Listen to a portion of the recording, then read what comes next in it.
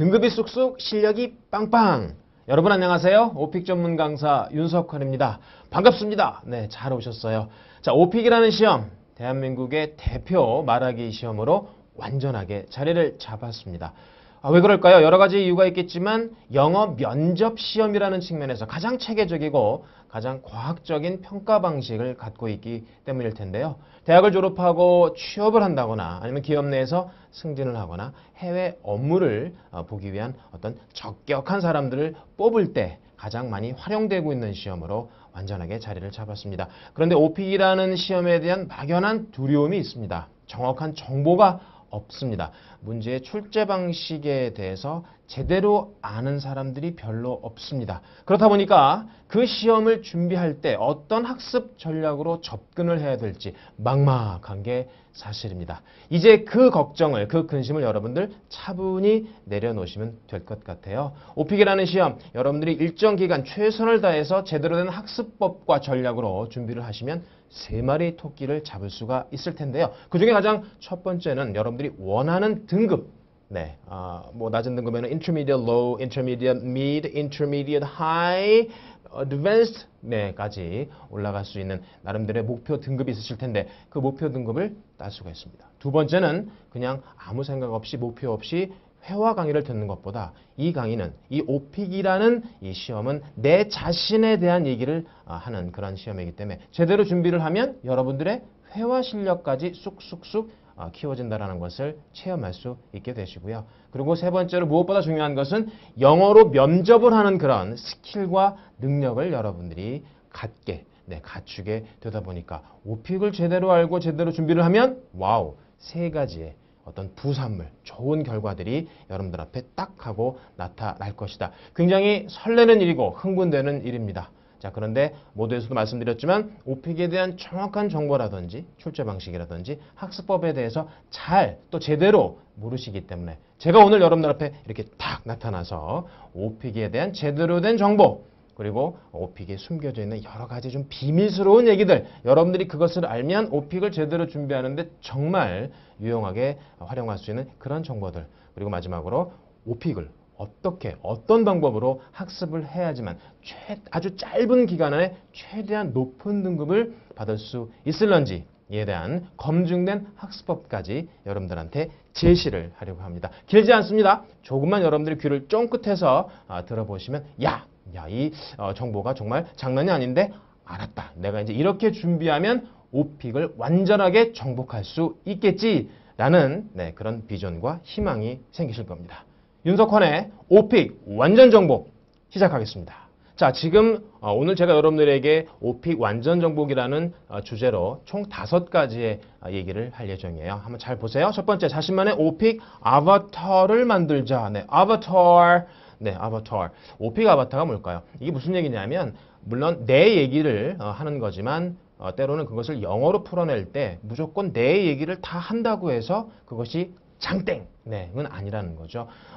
조금 더 제대로 말할 수 있고 조금 더 많이 말할 수 있는 쪽으로 여러분들을 대신해서 오픽 시험을 보는 오픽 아바타를 설정할 수 있어야 됩니다. 자, 거기에 대한 방법들 자세하게 알려드릴 것이고요. 두 번째, self-assessment. 여러분, self-assessment라는 거 아시나요? 배경 설문조사 이후에 현재 자신의 영어 수준을 총 6가지 중에 하나를 클릭해야 되는데 여기에 대한 정보가 너무 잘못되어 있고요. 인터넷에 돌아다니는 정보 보면은 제가 정말 가슴이 두근거릴 정도로 이거 잘못된 정보인데 이대로 알고 있으면 큰일 나는데 싶은 것들이 있습니다. 제가 이 자가진단에 대해서 확실하게 설명드리고 어떻게 클릭을 해야 될지, 어디를 클릭해야 될지 설명드리겠습니다. 세 번째, 오픽의 난이도별 문제 유형. 여러분들 오픽 강의, 또 오픽 교재 주변에서 쉽게 만나실 수 있을 텐데요. 잘못된 정보가 그 안에 분명히 있습니다. 오픽이라는 시험은 매우 과학적이고 체계적인 로직을 갖고 있습니다. 그런데 그것을 잘 이해하지 못하면 엉뚱한 문제들을 준비할 수가 있고 실제로 시험을 보러 가면 나름대로 열심히 준비했는데 내가 준비하지 않은, 전혀 모르고 있던 방식의 문제가 출제가 될 수 있습니다. 그렇기 때문에 문제 유형에 대한 어떤 그런 비밀스러운 실체들을 제가 싹 들춰내도록 하겠습니다. 네 번째, 문제 출제 방식에 의해 조금 전에 제가 그 출제 방식, 로직이 굉장히 과학적이고 체계적인데 그것을 제대로 잘 모르고 있다라고 말씀을 드려요. 이 3번과 4번은 문제 유형과 출제 방식은 매우 밀접하게 관련이 있어요. 특히 여러분들 많이 들어보셨죠? 3단 콤보, 3단 콤보. 이게 무엇이냐? 특정 주제가 출제가 됐을 때 세 문제가 같은 주제 안에서 문제가 출제가 됩니다. 그런데도요, 그 안에 약간의 공식이 있습니다. 그런 것들을 알게 되면 여러분들이 문제를 약간 예측을 하고 대비를 할 수 있기 때문에 아무래도 등급이 그렇지 않은 사람들보다는 높게 나올 수밖에 없겠죠. 마지막으로 5번째, 가장 중요합니다. 제가 현장에서 20년 동안 여러분들과 함께 몸부림을 치고 있습니다. 미국 유학 시절에 제가 전공을 통해서 또 개인 경험을 통해서 얻어냈던 여러 가지 검증된 학습법들, 그리고 지난 20년간 한국 영어교육 현장에서 증명해내서 검증이 된 방법들 중에 특히 소리통함기와 SS 학습법이라는 것을 여러분들에게 알려드릴 텐데요. 말하기를 준비할 때 이것만큼 좋은 방법이 없다라고 제가 단언하겠습니다. 어떤 방법인지 함께 이제 들어보시면 아시게 될 겁니다. 자, 그럼 첫 번째, 자신만의 오픽 아바타를 만들자.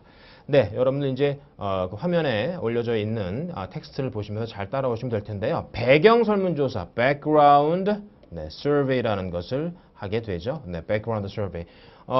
토익 스피킹 같은 경우는 남의 얘기죠. 오픽 같은 경우는 내 얘기입니다. my story예요. 그렇기 때문에 오픽이라는 시험이 토익 스피킹보다 훨씬 낫다라고 인정받는 이유일 텐데요. 그중에 대표적인 이유가 토익 스피킹은 함께 시험 보는 사람들의 문제가 동일하지만 오픽이라는 시험은 함께 시험 보는 사람들의 문제가 모두 다릅니다. 철저하게 개인 베이스로 가기 때문인데요. 먼저 시험을 무조건 시작하는 것이 아니라 백그라운드 서베이라는 총 7개의 항목을 먼저 클릭을 한 이후에 그 다음에 이제 시험이 진행이 되는데요. 거기에서 총 7개의 제가 문항이 나온다고 말씀드렸는데 지금 가만히 보시면 1번부터 3번, 4번부터 7번까지 이렇게 나누어 놨습니다. 그냥 여러분들 막 클릭하세요. 굉장히 위험합니다. 이 지금 background survey, 배경 설문조사는 1번부터 3번까지와 4번부터 7번까지가 매우 성격이 다른 녀석들입니다. 이것을 알아내야 여러분들이 제대로 클릭을 해서 나만의 내가 좀 더 편안하게 답변할 수 있는 주제들을 선택할 수 있게 된다는 것이죠. 자, 배경 설문조사 1번부터 3번, 직장인 혹은 일 경험 없음, 학생, 그 다음에 거주지와 같은 내 현재 신분에 대해서 질문을 하게 됩니다. 다시 얘기해서 현재 자신의 상태, 그 다음에 가족, 이웃과 밀접한 관련이 있다는 거죠.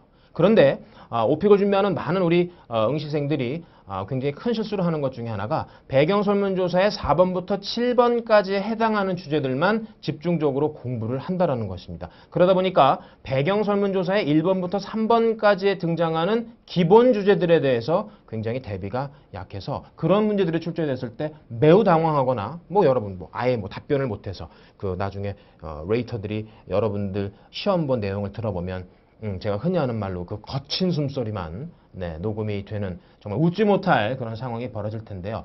거친 숨소리를 최소화하기 위해서 반드시 1번부터 3번까지 해당되는 학생이냐 직장인이냐 굉장히 명확하게 갈리죠. 학생과 직장이 굉장히 명확하게 갈립니다. 그 다음에 더 나아가서 가족에 대한 질문 반드시 나올 수 있습니다. 다시 해서 가족이 살고 있는 집에 대한 묘사 같은 것들도 역시 후보 중에 하나라고 볼 수 있고요. 오픽은 조금 더 나아가서 자기 자신과 가족 거기까지 하려고 했는데 그걸 조금 벗어나서 내 주변, 내가 살고 있는 동네, 이웃들의 활동 같은 것도 출제가 되는 영역에 속하기 때문에 여러분들이 배경 설문조사를 이제 하시면서 1번부터 3번까지에 해당돼서만큼은 머릿속에 꼭 기억하셔야 되는 게 내 자신, 학생이면 학교, 전공, 교수, 캠퍼스 묘사, 친구들과의 활동 이런 것들은 기본적으로 준비하셔야 되고 직장인이시라면 회사 소개, 회사가 제공하는 제품이나 서비스 소개, 회사원들하고 점심 식사라든가 회사에서 주로 하고 있는 활동이라든가 이런 것들 여러분들이 설명할 수 있어야 됩니다. 거기서 끝나는 것이 아니라 이제 가족으로 들어가 집 안으로 들어가서 가족 소개라든지 집안 묘사라든지 가족들과 함께하는 활동이라든지를 꼭 여러분들이 영어로 소리내서 말을 할 수 있어야 되고요. 좀 더 나아가서 요새 현대사회 굉장히 바빠서 이웃 간의 교류가 많지 않은 것이 사실인데 조금 말을 만들어내는 한이 있더라도 이웃에 대한 묘사라든지 이웃과의 어떤 교류나 활동에 대해서 꼭 영어로 말을 할 수 있도록 준비를 해 주셔야 이런 기본적인 주제에 대한 준비가 끝난 겁니다. 잘 한번 생각해 보세요. 자신과 가족과 이웃은 엄격하게 얘기하면 내 속의 영역에 속합니다. 아셨죠? 네, 그런 부분들 제가 지금 방금 다 설명드린 거 학생과 직장인의 차이, 그다음에 거주 형태 이런 것들이 이제 강의를 통해서 학생편과 직장편으로 계속 나눠져 있는데 학생들한테 주로 나오는 기본 어떤 그런 주제들, 직장인들한테 주로 나오는 그런 기본 주제들 잘 정리해 드릴 겁니다. 자, 이제 4번부터 7번까지가 여러분들이 이제 선택을 하시게 되면 총 12가지를 12가지 이상을 선택하셔야 되는데 12가지만 선택하시면 돼요. 자꾸 선택의 범위를 늘리면 여러분들이 그만큼 그 해당 주제에 대해서 문제가 출제될 수 있는 가능성이 있기 때문에 준비하는데 아무래도 좀 많은 부담이 생기겠죠. 제가 여기에다가 지금 이렇게 이렇게 좀 정해놨습니다.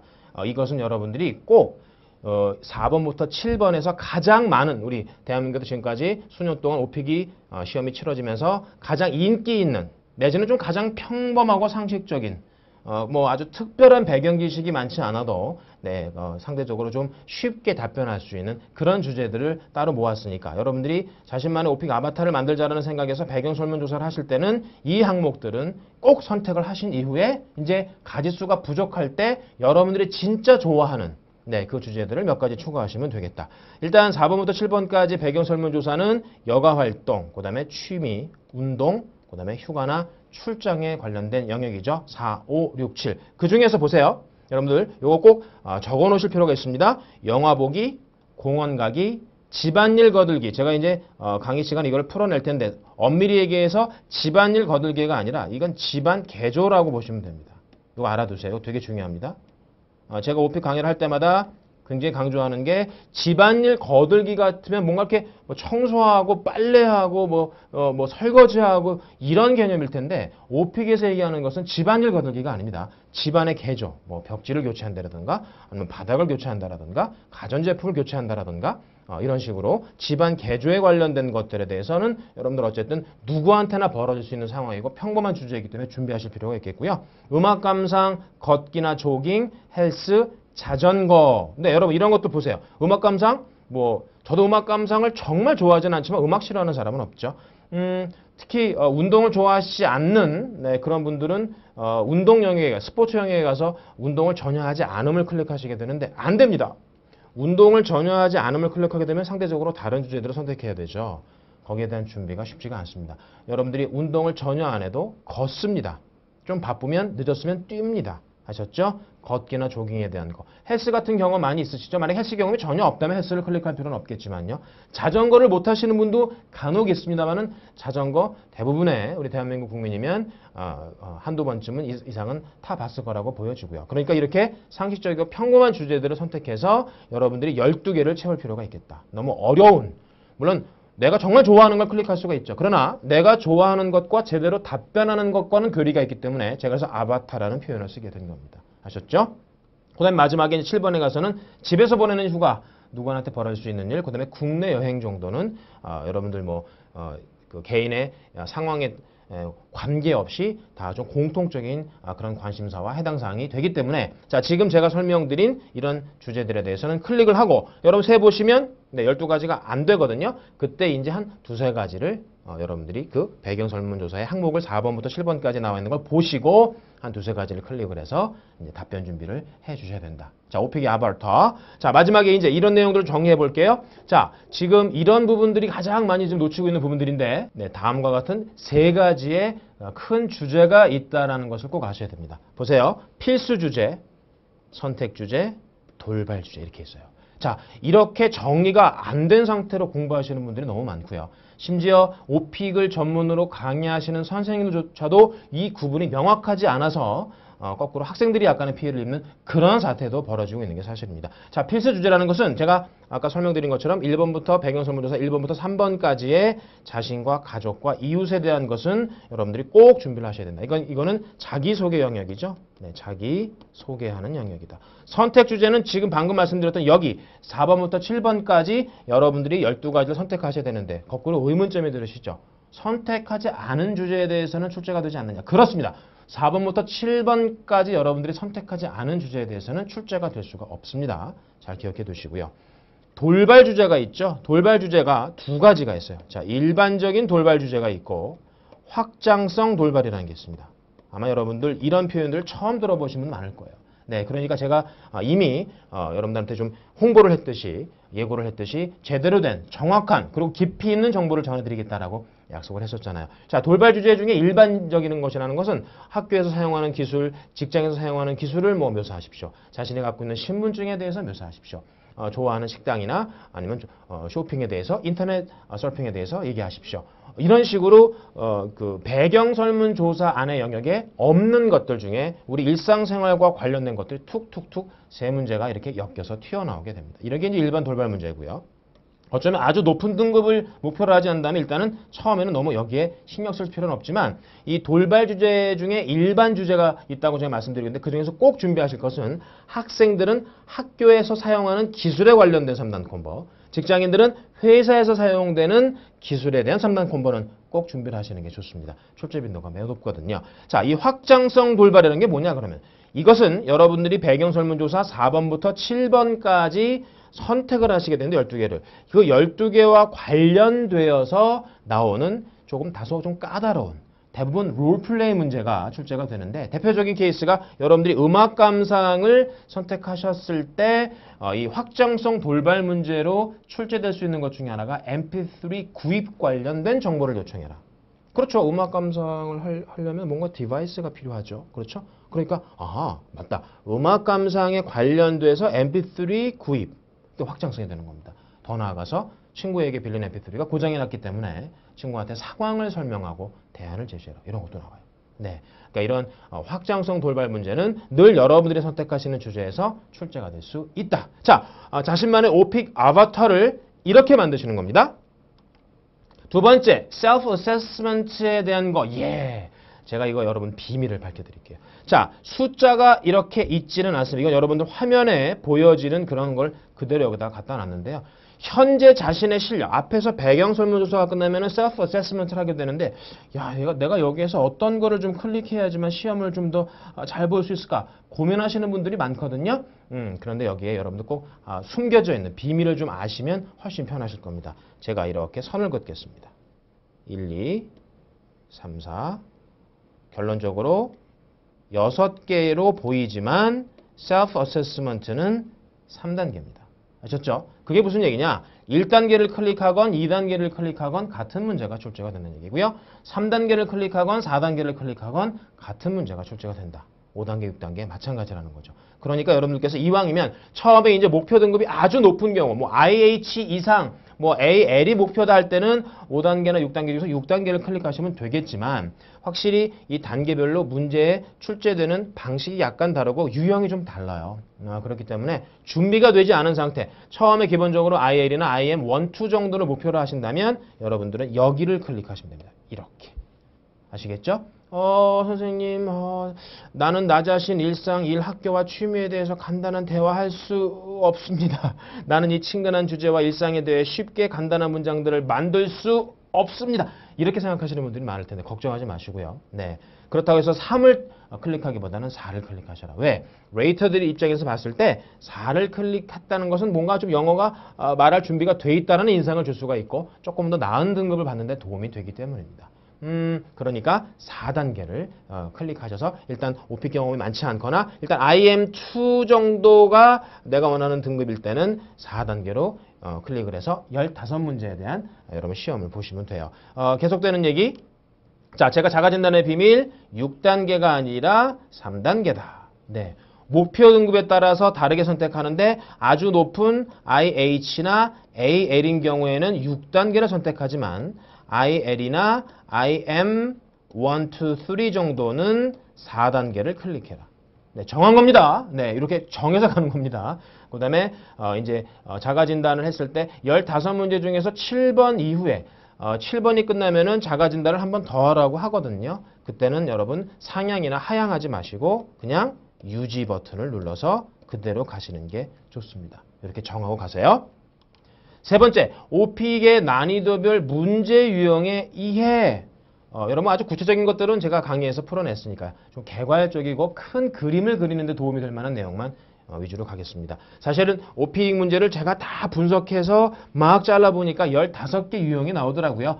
그런데 좀 관련성이 있는 것들 이렇게 모아서 분류를 해보니까 네, 묘사 문제, 경험 설명, 롤플레이, 돌발 문제 이렇게 4개가 나온다. 그러니까 여러분들이 맞아. 내가 어떤 주제를 가지고 준비를 하든지 간에 묘사, 현재 시제 중심, 과거 시제 중심의 경험, 실제로 앞에 있는 사람한테 말하듯이 하는 롤플레이, 그리고 돌발. 이 돌발은 좀 마지막 개념이죠. 그러니까 아주 높은 등급이 아니면 일단 우선적으로는 이 3가지 유형은 꼭 나온다라고 보시면 되니까 거기에 대한 준비가 필요하겠고요. 제가 지금 말씀드린 거 묘사는 기본 묘사와 세부 묘사가 나오는데 예를 들어서 여러분 공원 가기를 많이 클릭하시는데 당신이 자주 가는 공원에 대해서 한번 어떻게 생겼는지 묘사하셔. 그러니까 이렇게 사물에 대한 묘사. 그냥 나는 가만히 있고 눈으로 보여지는 걸 묘사하는 게 이제 일반 묘사고.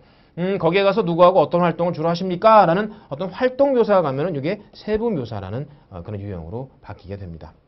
과거 경험 3가지입니다. 첫 경험, 최근 경험, 인상적인 경험. 네, 여러분 이 3가지가 꼭 나온다고 보셔야 되는데요. 사실은 첫 경험을 최근 경험으로, 인상적인 경험을 최근 경험으로, 내지는 최근 경험을 인상적인 경험으로 바꿀 수가 있어요. 네, 그러니까 여러분들이 3가지를 꼭 준비해야 된다. 이건 아닙니다. 걱정하지 마시고요. 자, 롤플레이 유형이 3개입니다. 네, 3개인데 빠르게 말씀드리면은 단순 질문하기. 여러분 필요하시면 적으세요. 상대방한테 정보를 요청하기. 그리고 문제가 생겨서 문제 해결을 위한 상황 설명을 하고 대안 제시하기. 이 3가지가 거의 꼭 나온다고 보시면 돼요. 아셨죠? 그 다음에 제가 이미 설명드렸던 돌발 유형에도 종류가 있는데 일반 돌발이 있고 확장성 돌발이 있다. 자, 문제 유형이라는 거 이제 아셨죠? 그러니까 여러분들이 교재 선택, 강좌 선택 정말 잘 하셔야 돼요. 이 문제 유형과 난이도에 대해서 정확하게 꿰뚫고 있는 그런 강좌나 교재를 선택하셔야 됩니다. 이제 여러분들은 그 내용을 아셨기 때문에 실수를 하실 것 같지는 않겠고요. 네, 그게 여러분 오픽 전문 강사로서 여러분들한테 제가 드릴 수 있는 자신감입니다. 잘 따라오시면 좀 더 얻을 내용이 있습니다. 4번째, 문제 출제 방식을 이해하자. 자, 3단 콤보. 이미 말씀드렸지만 같은 주제, 어떤 해당 주제, 만약에 공원과기가 나왔다. 그럼 공원과기가 문제가 1, 2, 3 이렇게 쭉쭉쭉쭉 연결이 된다는 뜻이거든요. 그러니까 1번 문제는 보통 자기소개가 출제가 되니까 그것은 여러분들 준비를 해두시고 2번부터는 어떤 주제가 등장을 했을 때 2, 3, 4, 5, 6, 7 이렇게 덩어리로 콤보로 나오게 됩니다. 그렇기 때문에 여러분들께서 항상 3단 콤보가 어떤 유형으로 엮이는지 제가 강의 시간에 풀어드려요. 아까 조금 전에 말씀드렸던 그 문제 유형들이 섞이는데 막 섞이는 게 아니라 그 안에도 규칙이 있어요. 네, 제가 그 규칙들을 강의 시간에 풀어드리니까 잘 강의를 들어보시면 아주 큰 도움이 되실 것이고 이렇게 문제가 콤보로 엮이니까 벌써 내가 첫 번째 문제를 딱 만났을 때 그 다음 문제는 어떤 내용의 문제가 나오겠지라고 예측이 가능하고요. 그만큼 여러분들이 충분한 답변 준비를 할 수 있다는 거죠. 이것은 이 상황을 모르는 오픽 응시자들하고는 차원이 다른 얘기입니다. 실제로 현장에서 강의를 해보면 그렇거든요. 자, 모든 문제가 3단 콤보냐? 그렇진 않습니다. 네, 모든 문제가 3단 콤보는 아니고요. 1번 문제가 자기소개죠. 그리고 3단, 만약에 15문제가 부러진다고 하는 가정했을 때 그럼 3개씩 쭉 짜게 가다가 맨 마지막에 2문제가 달랑 남게 되죠. 14번, 15번만 남게 되는데 요거는 2단 콤보가 되겠죠. 그러니까 오픽은 1번 문제를 제외하고는 2단 콤보와 3단 콤보로 구성되어 있는데 대부분은 몇 단 콤보다? 네, 3단 콤보다. 자, 롤플레이 유형. 제가 이미 말씀을 드렸어요. 단순 질문하기, 정보 요청하기, 문제 해결하기인데 롤플레이는 그야말로 상대방한테 말을 하는 겁니다. 그러니까 롤플레이의 가장 중요한 것은요. 말하듯이 하는 것. 물론 여러분 컴퓨터 모니터를 보고 헤드셋 끼고 마이크를 하고 상당히 좀 황당한 상황이지만 앞에 사람이 있다. 철수야, 영희야, 나 mp3를 구입해야 되는데 나 좀 도와줘, 헬프미. 네, 이런 느낌을 가지고 연기를 하셔야 돼요. 연기력. 이 연기력이 있으면 등급이 올라갑니다. 네, 이런 롤플레이 유형에 대해서도 강의 시간에 제가 차근히 풀어내니까요. 그렇구나. 롤플레이에 이런 유형들이 있는데 일단은 좀 연기력이 필요하구나. 그러니까 얼마나 많은 소리 훈련이 필요하겠습니까? 여러분들 이제 짐작이 가시죠? 이제 마무리로 가고 있네요. 5번째. 자, 이게 여러분 별표, 별이 3개. 네. 소리통함기 SS 학습법. 자, 소리통함기라는 것은 문장의 패턴, 즉 구조와 덩어리 표현을 익히기 위함입니다. 덩어리 표현.